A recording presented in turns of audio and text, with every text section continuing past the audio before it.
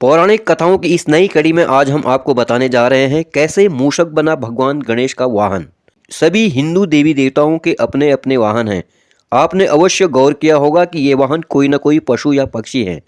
पशु या पक्षियों के देवी देवताओं के वाहन बनने के पीछे के कारण में जाएं तो उनका उत्तर कुछ पौराणिक कथाओं में मिलता है। ये सब बताएंगे आगे इस वीडियो में। नमस्कार दोस्तों, वीडियो में आगे बढ़ने से पहले आप अगर हमारे चैनल पर नए हैं तो चैनल को सब्सक्राइब और साथ ही घंटी वाली बटन को ज़रूर दबाएं ताकि आपको हर रोज़ एक नई वीडियो की नोटिफिकेशन मिलती रहे। शिव और पार्वती के पुत्र गणेश जी मूषक पर विराजमान होते हैं। उनका वाहन डिंक नामक मूषक है। गणेश जी की विशाल शारीरिक संरचना के समक्ष मूषक आकार में अत्यंत छोटा है। ऐसे में प्रश्न उठता है कि गणेश जी छोटे से जीव पर क्यों विराजमान होते हैं। उन्होंने इतने छोटे से जीव को अपना वाहन क्यों चुना है। इन प्रश्नों का उत्तर भी दो पौराणिक कथाओं में वर्णित है। आइए जानते हैं मूषक के गणेश जी का वाहन बनने के पीछे की कथा। प्रथम कथा में यह घटना द्वापर युग की है और इस कथा का विवरण गणेश पुराण में मिलता है। एक दिन देवराज इंद्र के दरबार में घन चर्चा चल रही थी। दरबार में उपस्थित समस्त देवगण चर्चा में लीन थे, किंतु क्रौच नामक गंधर्व अप्सराओं के साथ हंसी ठिठोली कर रहा था। जब देवराज इंद्र की दृष्टि क्रौच पर पड़ी तो वो क्रोधित हो उठे और उसे मूषक बन जाने का श्राप दे दिया। मूषक बना क्रोध स्वर्गलोक से पृथ्वीलोक में पराशर ऋषि के आश्रम में जा गिरा। स्वभाव से चंचल क्रोच ने ऋषि आश्रम में उत्पात मचा दिया। उसने मिट्टी के समस्त पात्र तोड़ डाले, उसमें रखे अन्न का भक्षण कर लिया, ऋषियों के वस्त्र कुतर दिए और आश्रम की सुंदर वाटिका उजाड़ दी। मूषक के इस उत्पात से पराशर ऋषि चिंतित हो गए और उससे छुटकारा दिलाने की प्रार्थना के लिए गणेश जी की शरण में पहुंचे।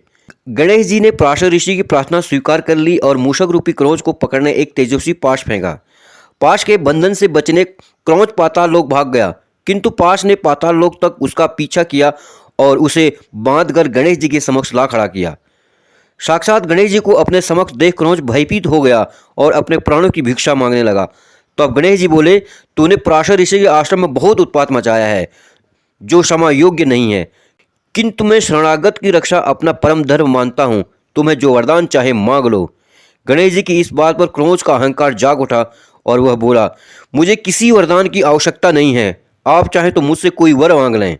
अहंकारी क्रौच के इस कथन पर गणेश जी मंद मंद मुस्कुराए और बोले, ऐसा ही सही, मैं तुझसे अपना वाहन बन जाने का वर मांगता हूँ। क्रौच के पास कोई अन्य विकल्प न था। अपने कथन अनुसार वह गणेश जी का वाहन बन गया।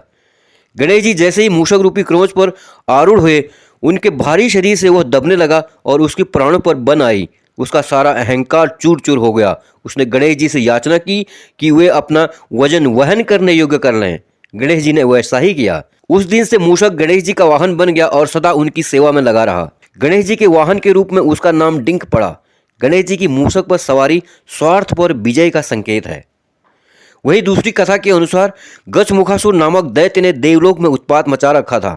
समस्त देवता उससे तंग थे। एक दिन सभी देवगण एकत्रित होकर गणेश जी की शरण में पहुंचे और उनसे गजमुखासुर दैत्य से मुक्ति दिलाने की प्रार्थना करने लगे। देवताओं की रक्षा के लिए गणेश जी ने गजमुखासुर से युद्ध किया। इस युद्ध में गणेश जी का एक दांत टूट गया। इसी दांत से गजमुखासुर पर प्रहार किया, जिससे बचने के लिए गजमुखासुर ने मूषक का रूप धारण किया और युद्ध स्थल से भाग खड़ा हुआ, किंतु गणेश जी ने उसे पकड़ लिया। तब गजमुखासुर गणेश जी से क्षमा याचना करते हुए अपने प्राणों की भीख मांगने लगा। गणेश जी ने उसे क्षमा कर अपना वाहन बना लिया। दोस्तों, आपको गणेश जी और चूहे की ये कहानी कैसी लगी, आप अपने कमेंट्स के द्वारा हमें अवश्य बताएं। साथ ही लाइक, शेयर और सब्सक्राइब जरूर करें। धन्यवाद।